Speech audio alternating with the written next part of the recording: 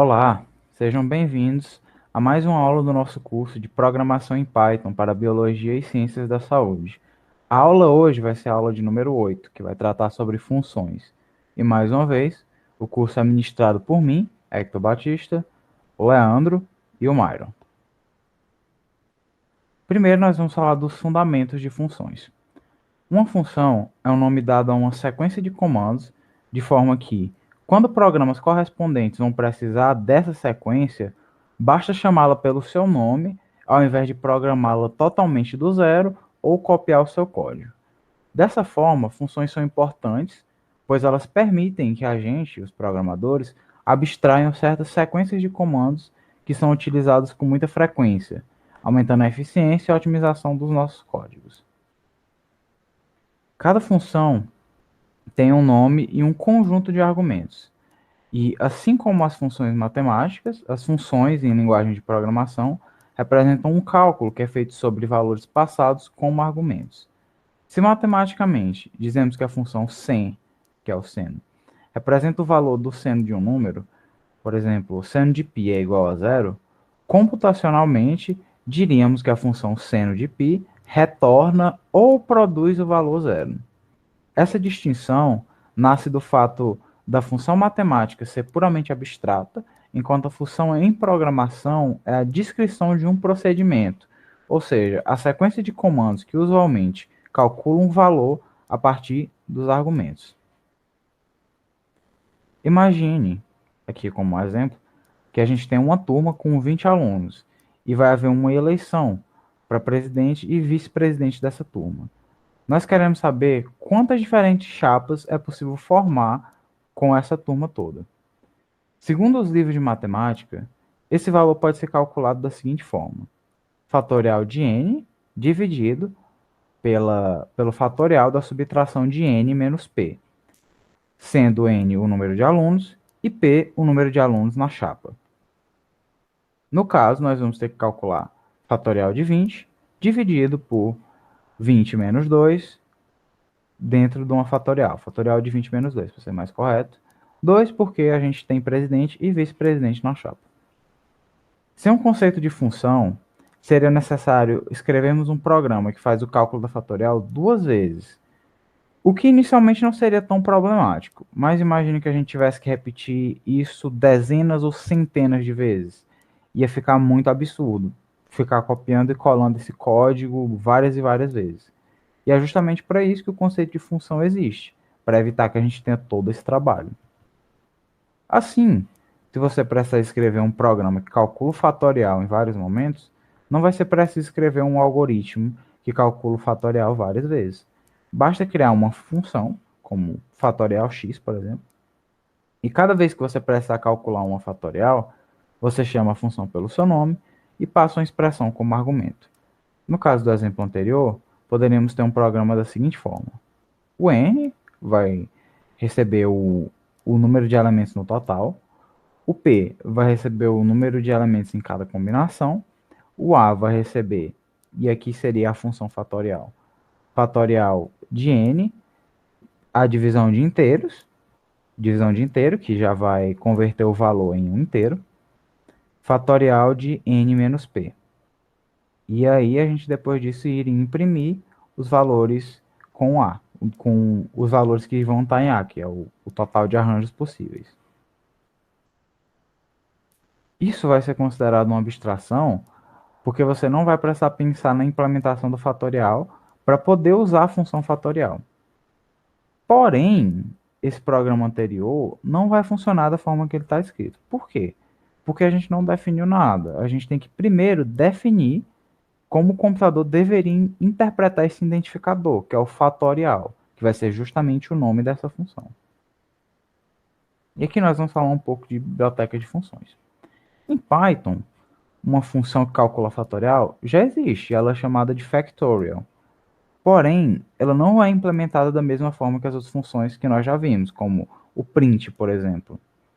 Essa função ela vai fazer parte de uma série de funções especiais que vão estar à disposição do programador apenas quando ele explicitamente dizer que vai precisar usá-las. Por exemplo, você pode escrever centenas de programas e nunca usar funções que fazem tratamento de mensagens de e-mail. Mas se um dia você precisar desse tipo de função, elas estão disponíveis em uma biblioteca de funções chamada e-mail, a qual você então poderá acessar. De tal forma, a função factorial está definida em uma biblioteca de funções matemáticas chamada math. Para usar essa função, é preciso indicar a um interpretador explicitamente que você deseja fazer isso. A forma de identificar um interpretador que deseja usar uma biblioteca de funções é usando o comando import, seguido do nome da biblioteca. Assim, para poder usar a função factorial, definida na biblioteca math, em Python, devemos primeiramente importar a biblioteca math. E quando formos usar a função factorial, devemos escrever math.factorial, como, por exemplo, nem está no código, nós primeiro usamos o import, para dizer que nós vamos importar math, e depois damos o print de math.factorial para calcular o fatorial de 10. E agora eu vou mostrar executando na IDE.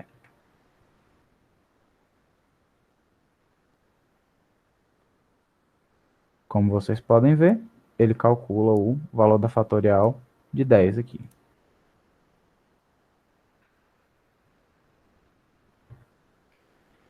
Um outro exemplo de biblioteca com funções bastante úteis é a random.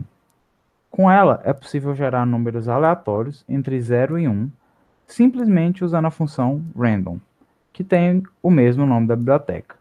Como exemplo, nós vamos ter aqui, tá, novamente, na IDE, nós vamos primeiro importar a random, e aí nós vamos fazer um for com o range em 50, e nós vamos imprimir números randômicos. Como vocês podem ver, ele vai imprimir números randômicos, números esses que vão de 0 a 1, como dá de ver no resultado. 50 vezes ele vai fazer isso.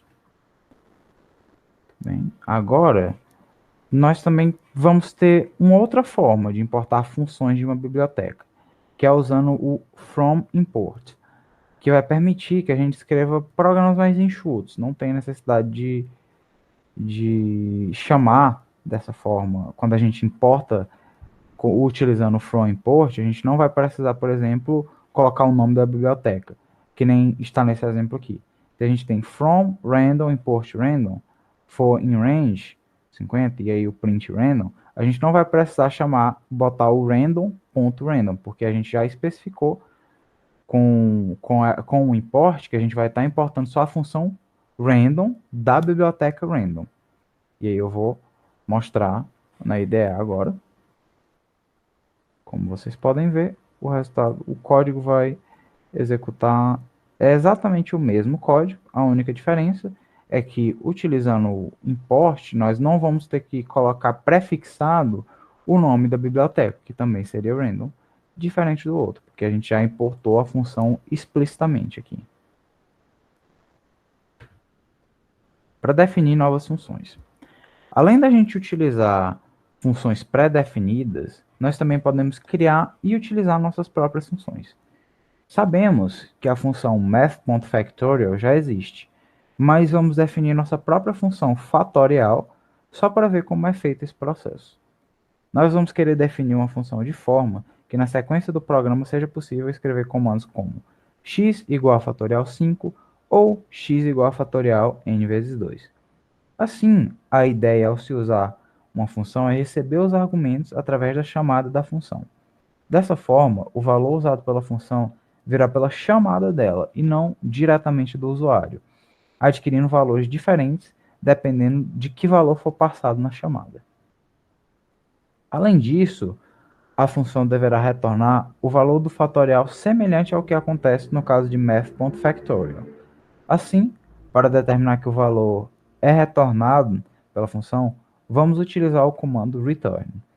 Para definir uma função, usamos o comando def. Em seguida, entre parênteses, vêm os parâmetros da função. Nas linhas abaixo, os comandos que devem ser executados quando a função for chamada devem vir indentados. Geralmente, o comando return indica qual valor a função deve retornar. E a função fatorial, que a gente estava citando, pode ser escrita da seguinte forma. Nós vamos ter primeiro o def, fatorial n, ou seja, definindo que o nome da função é n e que ela vai ter perdões, definindo que o nome da função é fatorial e que ela vai ter o parâmetro n. Depois nós vamos ter fetch igual a 1 e nós vamos ter um for que vai fazer um range e ir multiplicando para no final a gente ter o valor da fatorial. O valor da fatorial dependendo do número que nós utilizarmos. E aí nós vamos ter dentro desse for n mais 1, porque o valor que for passado pelo usuário, o valor que for passado na hora que for chamada a função, por exemplo, se o usuário passar 5, o valor de n dentro dessa função agora vai ser 5. Então, se ele passar 5, por exemplo, nós vamos ter um for com um range de 2 até 6. E aí, no final das contas, depois dele fazer esse cálculo, ele vai retornar esse fetch, que vai ser o valor da fatorial para o número que foi passado. A primeira linha desse programa vai estabelecer que a gente vai estar definindo uma nova função, que é chamada fatorial, e que vai ter o único parâmetro n, como eu havia dito. E aí, quando a função for chamada, o valor passado como argumento é atribuído à variável representada como parâmetro. Ou seja, se a gente chamar fatorial n, o número 10, fatorial 10, o número 10 vai ser atribuído a n quando a função estiver sendo executada. Muitas vezes, como vocês podem ter reparado, nós usamos as palavras argumento e parâmetro como se fossem sinônimos, mas é importante fazer a distinção entre elas.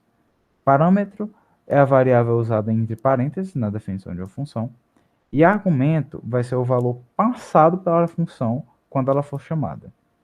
Assim, para a função anterior, a variável n é o parâmetro da função, no caso de uma chamada como fatorial 10, o valor 10 vai ser o argumento da chamada da função. E também é possível fazer chamadas que usam expressões, como fatorial x, ou fatorial n menos p, ou fatorial n dividido por p, etc, etc, etc. Após a definição da função, nós temos os comandos que vão ser executados quando a função for chamada. A linha final vai indicar o valor retornado pela função, quando chamada, que é o valor da variável fetch. E de tal forma, a seguir nós vamos ter o programa que vai calcular os arranjos.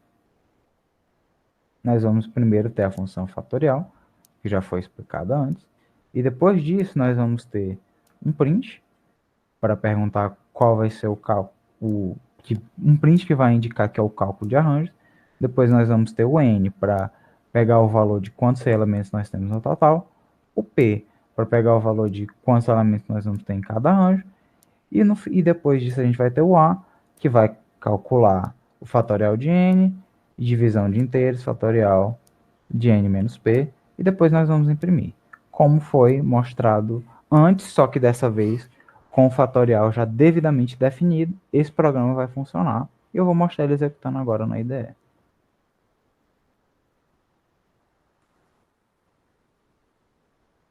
Primeiro o valor de n, vamos colocar 20 aqui, por exemplo, e quantos elementos nós vamos ter em cada arranjo, que vão ser 2. E aí, no final das contas, a quantidade de arranjos possível vai ser 380. Observe que o programa vai aparecer dividido em duas partes. Inclusive, existe essa linha em branco entre essas duas partes, o que é algo recomendado, para que fique bem clara a divisão. A primeira parte é onde a função fatorial vai ser definida, e a segunda é o programa propriamente dito, chamado agora de programa principal. A entrada dos dados pelo usuário, o cálculo do arranjo e a impressão do resultado final. A execução do programa só vai se iniciar na linha com o primeiro print. As linhas anteriores vão ser interpretadas como apenas uma definição, mas os comandos subordinados ao def não vão ser executados até que a função em si seja chamada. A função fatorial só vai ser chamada na linha a igual a fatorial n, divisão de inteiro, fatorial n menos p. E nessa linha, ela é chamada duas vezes. Ou seja, o código definido nas primeiras 5 linhas do programa vai ser executado duas vezes. É importante lembrar que uma função sempre deve ser definida antes de ser usada no seu programa. Ou seja, você não poderia inverter a ordem das duas partes do programa anterior, porque isso daria em um erro. Esperemos aqui que vocês se recordem da função range, que pode ser chamada com 1, 2 ou 3 argumentos. Recapitulando, se nós escrevermos range 10, nós vamos obter uma sequência de números de 0 até 9, que vai aumentando de 1 em 1. Por outro lado, range 5 a 10 vai produzir uma sequência que se inicia em 5 e termina em 9, também aumentando de 1 em 1. Agora, se for range 10, 20 e 2, vai ser uma sequência de 10 até 18, contando de 2 em 2, ou seja, 10, 12, 14, 16 e 18. Assim, a gente pode se dizer que o primeiro e o terceiro argumentos e o terceiro argumento da função range vão ser opcionais, ou seja, você pode optar por usar ou não usar esses argumentos. Caso você não os use, o valor do primeiro argumento vai ser assumido como zero e o do terceiro argumento vai ser assumido como 1. Da mesma forma, nós temos a função round, que pode ter um ou dois argumentos. O segundo argumento, que define o número de casas decimais do arredondamento, é opcional, e se não for usado, é assumido por default o zero. Ou seja, escrever round x equivale como escrever round x, zero. Vamos ver então como definir uma função que tem parâmetros opcionais, cujo valor é definido por default. Ao mesmo tempo, vamos mostrar também como definir uma função que chama outra função definida pelo usuário. A nova função que vamos definir é uma função que calcula um arranjo, ou seja, podemos chamar a função com dois argumentos, por exemplo, arranjo 10 e 3, o que nesse caso retornaria o valor do arranjo de 10 elementos de 3 a 3. Ou simplesmente chamar a função como um argumento, com um só argumento, como por exemplo, arranjo 10, o que equivale a um número de arranjos 1 a 1. Assim, entendemos que o valor default do segundo parâmetro da função arranjo é 1. Então, essa função vai poder ser definida da seguinte forma. Nós vamos ter o def arranjo n, p igual a 1, return, o fatorial de n, divisão de inteiro, pela subtração de n menos p, dentro de um fatorial também.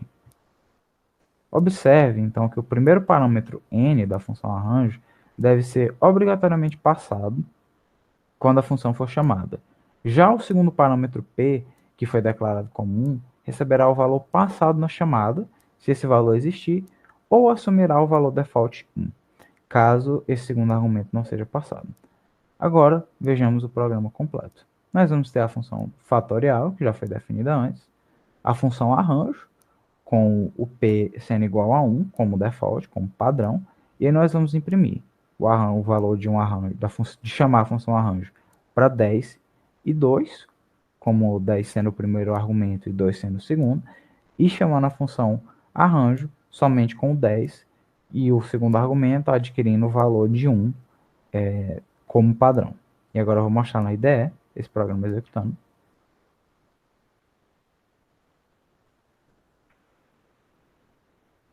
Como vocês podem ver, se nós chamamos, no primeiro valor no caso, que nós colocamos o segundo argumento como 2, o valor fica 90, mas na segunda nós chamamos só um argumento, tem só um argumento aqui, que é o 10, e o valor fica 10, porque ele já vai assumir que o P vai ter valor igual a 1, justamente porque ele não foi definido aqui, ele não foi definido quando a gente chamou a função, não foi passado como argumento.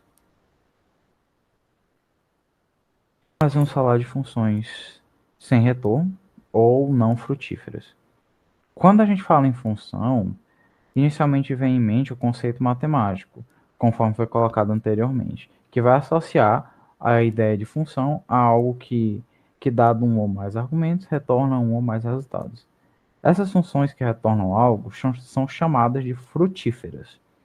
Porém, na computação, também tem um conceito de função não frutífera, ou seja, funções cujos comandos não contêm o return.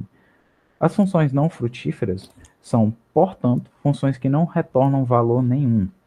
Em programação, essas funções podem simplesmente ser chamadas como se fosse um comando qualquer, que nem a gente havia feito com o print. E justamente um exemplo de função não frutífera é ele mesmo. Nós vamos ter esse código aí, que vai mostrar um x recebendo o valor de print de 2. E depois nós vamos tentar imprimir o x.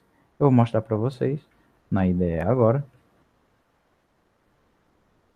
como vocês podem ver, ele primeiro vai imprimir o valor de 2 e depois ele vai imprimir esse none. O que é esse none para a gente?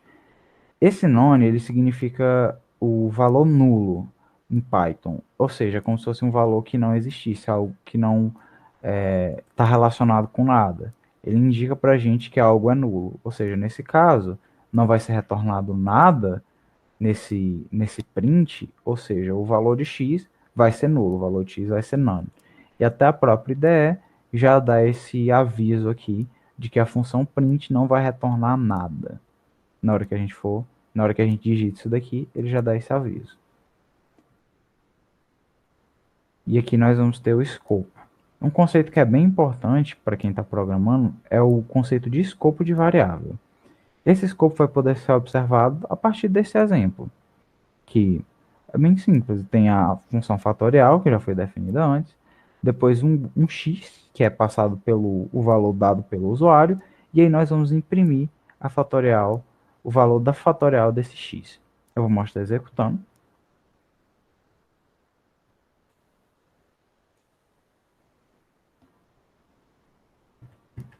Como vocês podem ver, é uma função bem simples. Mas o que, seria o scope e onde é que entra isso? O scope de uma função define basicamente o que vai ser executado, ou seja, o que vai ser executado dentro dessa função, que comandos vão ser executados. Por exemplo, dentro da fatorial, nós vamos ter esses três comandos aqui. Eles são, essas linhas de comando, elas são subordinadas à função fatorial, ou seja, elas vão estar dentro do escopo da função fatorial.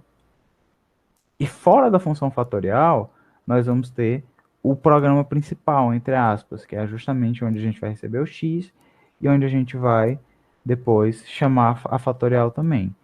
Esse daqui, esse código aqui, ele vai estar no mesmo escopo dessa declaração, que é a declaração, no caso, o def, de fatorial de n. E essas linhas de comando que vão estar dentro da fatorial vão estar em um outro escopo. Eles vão estar no escopo que está dentro dessa definição, que está dentro dessa função, no escopo subordinado à função fatorial.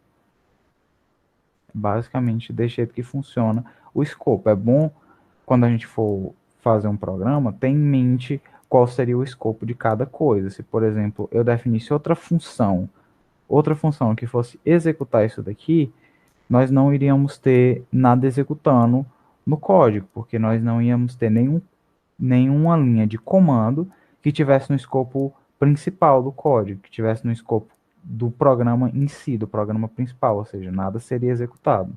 Da mesma forma que um jeito de exemplificar isso seria se esse programa aqui, por exemplo, fosse só isso, não iria executar nada. Aí está. O código ele encerra, mas nada é executado, porque não tem nada no escopo principal, somente a definição dessa função fatorial.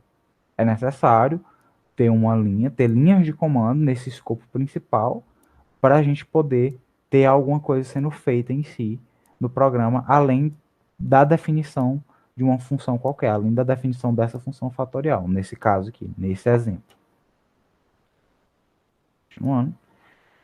Quanto à alteração de parâmetros, quando a gente vai falar de argumentos que são passados nas funções, é importante ter em mente que qualquer modificação feita nesses argumentos durante a execução da função não vai alterar os valores que foram passados durante a chamada da mesma.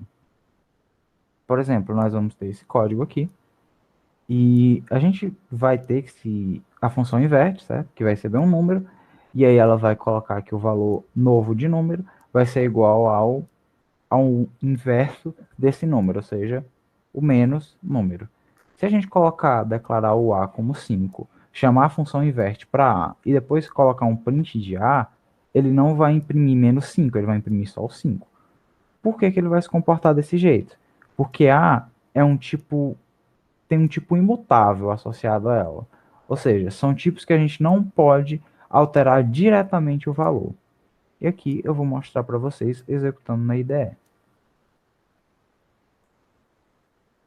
Como vocês podem ver, ele vai imprimir somente o 5. Ele não vai alterar. Por quê? porque esse A passado aqui vai ser imutável, vai ser um valor imutável.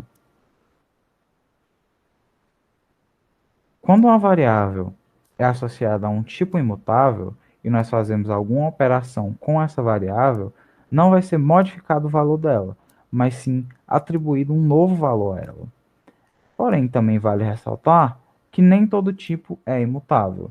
Listas de dicionários, por exemplo, então, estão entre tipos de variáveis mutáveis. Portanto, quando a gente passa eles como parâmetros de funções, é possível manipulá-los e as mudanças serão refletidas na variável original. Como, por exemplo, nesse código, nós vamos ter um invert de novo, só que aí a gente vai receber a gente vai ter lista, certo? Posição 1, pós 2, e aí nós vamos ter que lista pós 1, vírgula, lista pós 2 é igual a lista pós 2, vírgula, lista pós 1. O que essa linha está fazendo? Lista pós 1, ou seja, a posição 1 da lista vai receber o valor da posição 2, e a posição 2 da lista vai receber o valor da posição 1. E aí, depois de a gente declarar essa função, nós vamos ter uma lista que vai ser 0, 1, 2, 3 e 4, que vai na variável A, e aí nós vamos chamar invert A, e nós vamos passar 1 e 3, ou seja, a variável que está na posição 1, que vai ser o valor 1, vai receber o valor da variável que está na posição 3, que vai ser o valor 3. E aí, quando a gente for imprimir, nós vamos ter que a ordem vai ser trocada. Ao invés de ser 0, 1, 2, 3, 4, vai ser 0, 3, 2, 1 e 4. Agora eu vou mostrar executando uma ideia.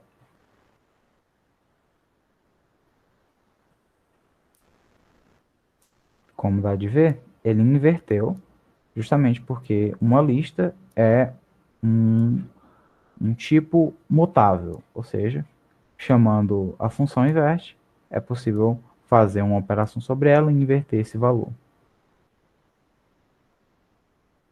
Recursividade. Um conceito que é bastante útil quando se fala de funções é uma função chamar a si mesma. Isso vai ser chamado de recursividade. Na recursividade, uma certa função vai chamar ela mesma durante a sua execução. Um exemplo de aplicação disso é justamente no cálculo do fatorial. Então, nós vamos ter definido o fatorial com o valor n, como estava antes, só que aí nós vamos chamar um if.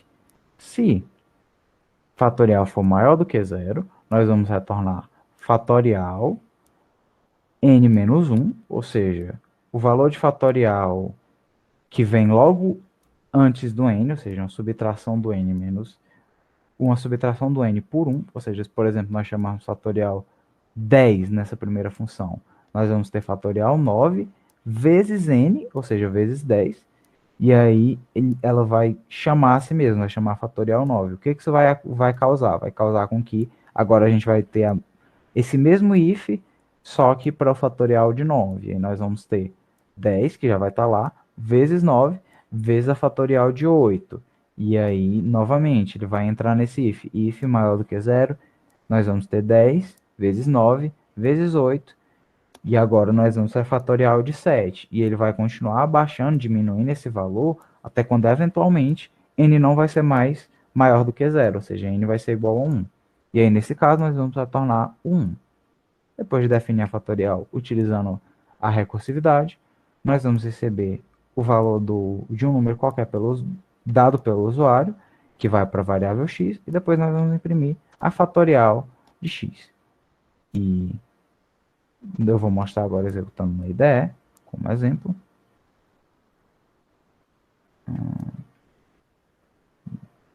Tá?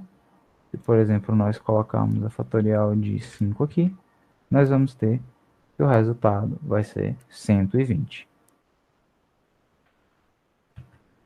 Quando a gente invoca fatorial x, e como eu já havia explicado, a função primeiro vai verificar se o valor de x é maior do que zero. Quando é maior do que zero, temos que o cálculo do fatorial ainda não acabou. Portanto, ela retorna para o usuário o produto de x e fatorial x menos 1. E quando ele vai ser menor ou igual a zero, significa que o cálculo acabou, que não se deve prosseguir, ou seja, ele vai retornar 1 para o usuário. Esse vai ser o ponto mais importante da função, pois ele vai representar o fim da recursividade. Quando nós trabalhamos com funções recursivas, é sempre importante visualizar quando ela vai terminar. Qual vai ser a condição de parada dessa função. Sem uma condição de parada, a função recursiva vai executar até ocupar toda a memória e vai ocasionar em um erro de execução. Por exemplo, nós vamos definir a função erro com n, que vai retornar n vezes erro menos 1, e n vezes erro n menos 1. Só que como a gente não vai ter nenhuma condição de parada, se a gente chamar, por exemplo, erro 1, ele vai continuar a executar isso até eventualmente ocupar toda a memória e causar um erro de execução. Vai ser um comportamento diferente do comando de repetição while, porque a recursão ocorre de uma maneira diferente da repetição dele. E eu vou mostrar agora na IDE isso executando. Aqui nós vamos colocar para executar. Como vocês podem ver, vai dar um erro justamente onde ele vai dizer que foi repetido mais de 990 vezes, e aqui ele vai dizer que teve um erro de recursão. E agora nós vamos falar sobre a criação de uma biblioteca de funções. Uma biblioteca de funções, como citado antes, vai ser uma coleção de funções que vai ser definidas. E nesse caso, como a gente vai estar criando, vai ser definidas pela gente. Onde o arquivo que ela se encontra não vai ter um corpo principal, ou seja, não vai ter algo executável, não vai ter uma função principal em si. Nós vamos utilizar a biblioteca de funções para organizar nossos códigos e salvar funções que são usadas em mais de um arquivo diferente. Como, por exemplo, podemos salvar a função fatorial em uma biblioteca de funções, permitindo que ela possa ser acessada por qualquer outro algoritmo que faça, sem que seja necessário copiar a função original. Para criar uma biblioteca de funções, devemos criar um novo arquivo Py, ou seja, um novo arquivo com extensão .py, que é um novo arquivo Python, na pasta onde queremos criá-lo. O nome do arquivo é arbitrário, mas recomenda-se mantê-lo curto. A nomenclatura segue a mesma regra dos nomes de variáveis. Aqui, nós vamos ter nas imagens dois arquivos, biblioteca.py e main.py.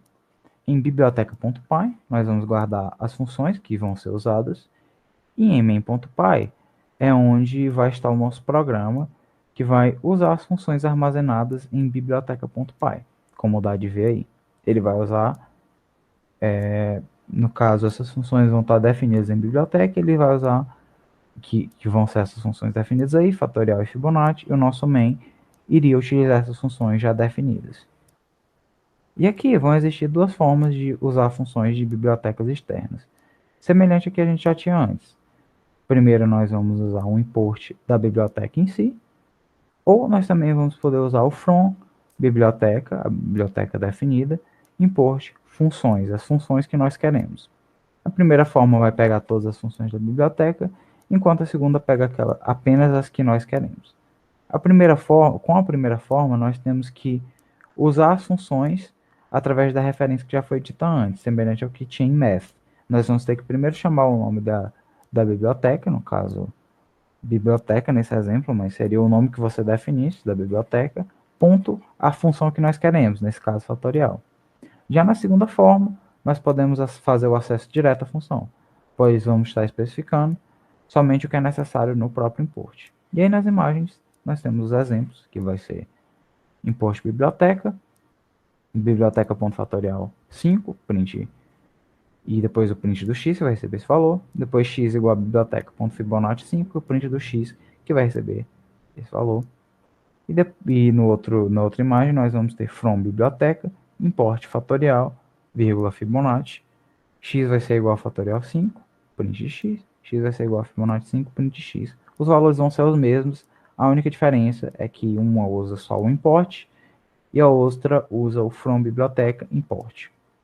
Então, é só essa diferença entre as duas. Bem, nossa aula por hoje foi isso. Lembrando que temos atividade no sistema e até a aula ao vivo na terça-feira.